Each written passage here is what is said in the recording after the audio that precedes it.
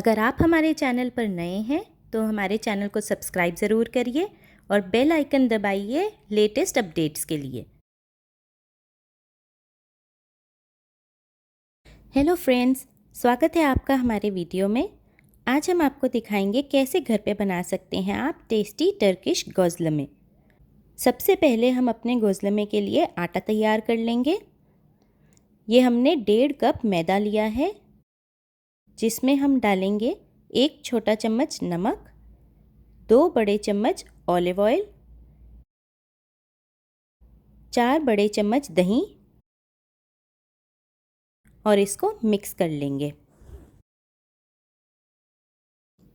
अब इसमें थोड़ा थोड़ा करके पानी डालेंगे और सॉफ्ट आटा बना लेंगे।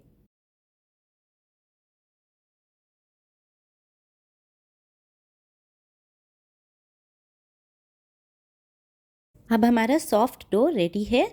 इसे एक गीले टॉवल से ढक के हम आधे घंटे के लिए रख देंगे। अब अपनी फिलिंग रेडी कर लेंगे। हमने 2 कप कटी हुई पालक ली है, जो हमने माइक्रोवेव में 2 मिनट के लिए पका ली है। 3 हरे प्याज कटे हुए लेंगे, जिसमें 4 से 5 लहसुन की तुरियां बारीक काट के मिला लेंगे।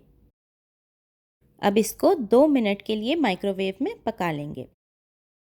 अब पका हुआ प्याज लहसुन पालक के अंदर मिक्स कर लेंगे। इसमें आप देख सकते हैं कि कितना ज़्यादा पानी है।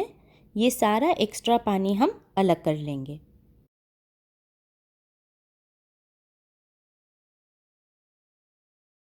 सब्जियों में से एक्स्ट्रा पानी निकालना बहुत ज़रूरी है, नहीं तो हमारी फिलिंग गीली रहेगी और हमारे गोज़ले में फट जाएंगे। ये हमने 100 ग्राम फेटा चीज़ लिया है। इसको हम फोक से क्रश करके छोटे छोटे टुकड़े कर लेंगे। अब चीज़ को सब्जियों में मिक्स कर लेंगे।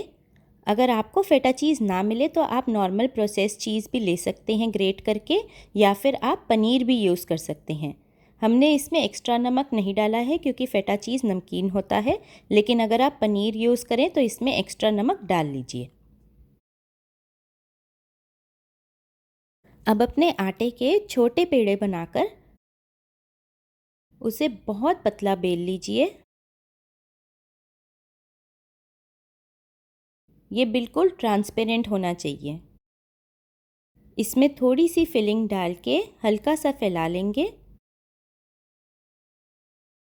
और रोटी को फोल्ड करके अच्छे से प्रेस कर देंगे।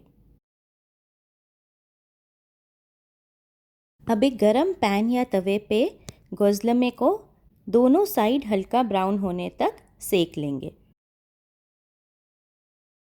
फिर गोज़लमे पे थोड़ा सा ऑलिव ऑयल लगा के इसे हल्का सा पका लेंगे।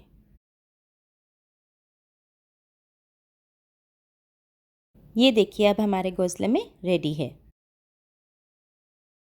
अब हमारे सारे गोज़लमे बन गए हैं।